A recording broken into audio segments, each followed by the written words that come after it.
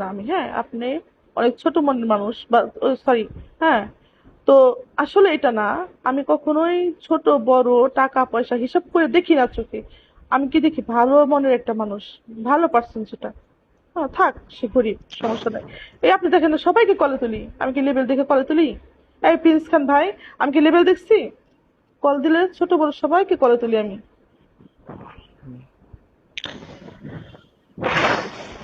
মনটাকে ভালো করেন, মনটাকে সুন্দর করেন। মানুষ, আচ্ছা আমার একটা মানুষ সম্পর্ক করে নাকি একজন একজনের সাথে করে? আর এগুলো কি খারাপ কাজ করে এই মতে? ছি।